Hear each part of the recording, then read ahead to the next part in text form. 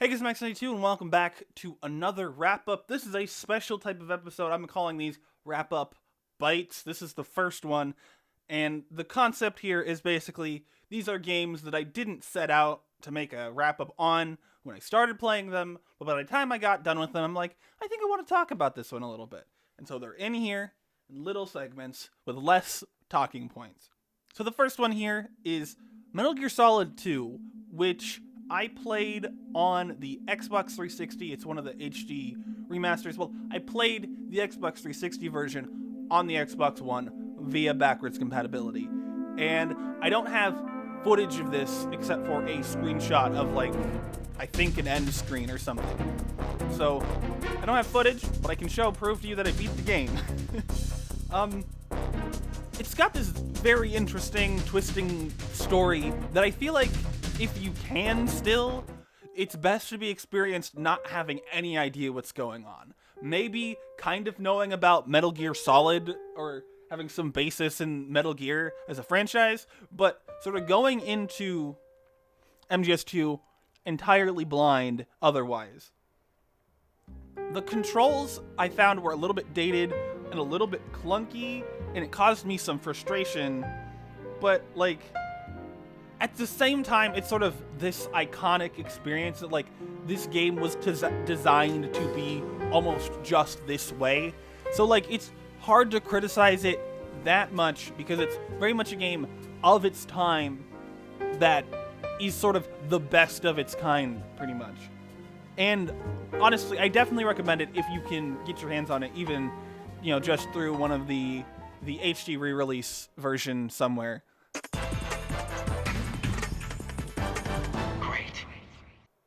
The second game I want to talk about is the game Calico, which I played on the Nintendo Switch. This is just a really fun and chill, like, pastel experience that, like, there's no pressure. It's just baking and hanging out with animals and friends and helping people and exploring. And it just really scratched a very certain itch that I needed at the time. But as much as I enjoyed it, it's something that feels like it should be in early access. You know, it's very glitchy and buggy and feels like it's kind of thrown together. And I think this is like a kind of first time, maybe not first time, but it's an indie developer. And so I'm not going to like, it's the worst thing ever, but like, it's good for what it is. But to a general audience, I can't recommend it. It's got a very niche appeal, and you have to look past a lot of its flaws in order, you know, to really get that sense of enjoyment out of it. I could, and I did, but I'm not sure everyone can, because there is a large list of flaws.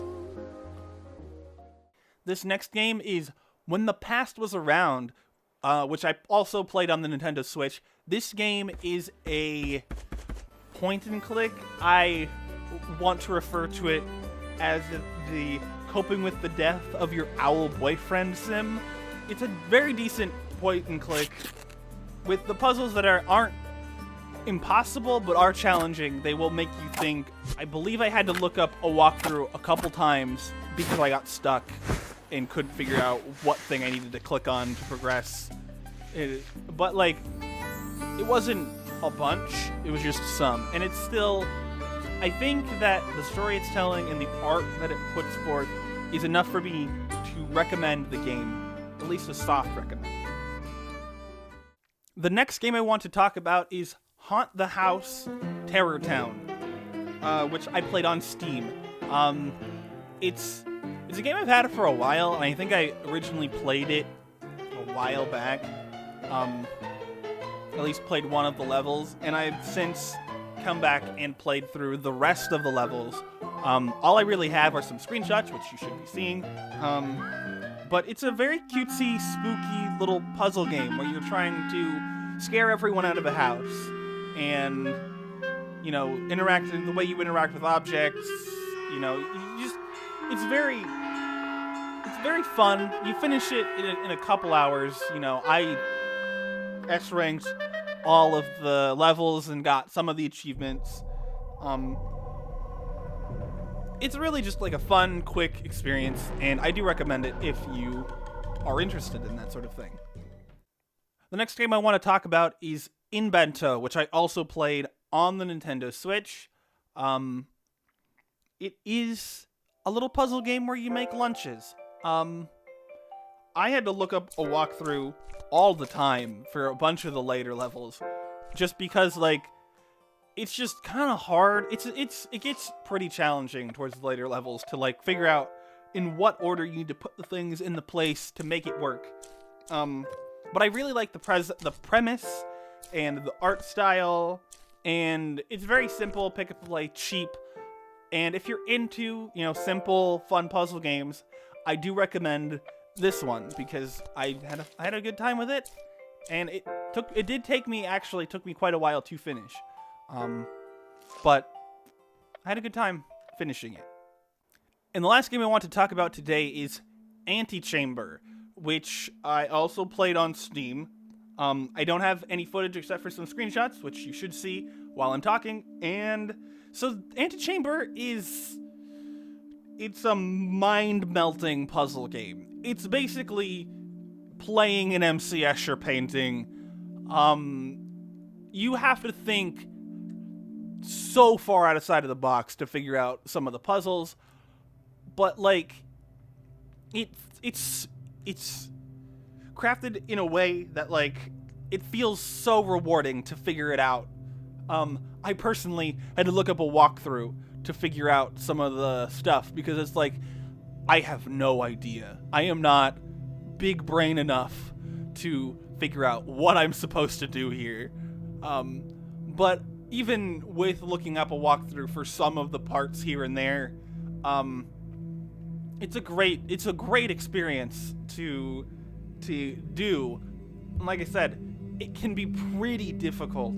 And I would like to say, yeah, everyone go try Antechamber just for that experience, just to have your mind melted away at non-Euclidean worlds and whatnot. But like, I just because it's such a difficult type of puzzle game, I don't think I can do general recommendation on it, but I do recommend it in general. So yeah, check out Antechamber if that seems up your alley. And so yeah, that was this thing. Wrap-ups bites.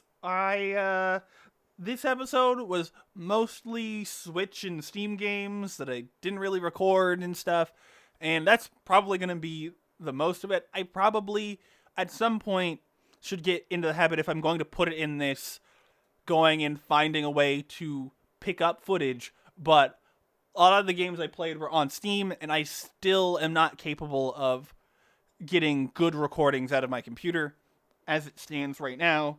So, like, it'll probably, until I get a new computer, be in this different situation. I could have gone and picked up MGS2 footage. I just don't want to.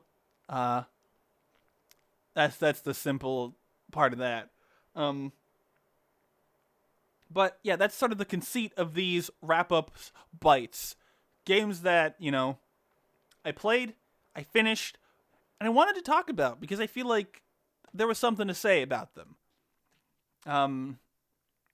But I didn't plan on talking about them when I started them. So moving on to the last bits. If you go into the description, you can find my links to all my places. You got Twitter, you got Patreon, you got Bandcamp, you got Discord, all sorts of links. Go down, check them out, click on them, follow me, do whatever you do. Do the things down there. If you like the video, hit the like button. If you dislike the video, hit the dislike button. If you want to keep up with what I do on this channel, hit the subscribe button, and you should be able to do that. If you have thoughts and opinions, grievances, comments section, go down there. Type it out. Let me know.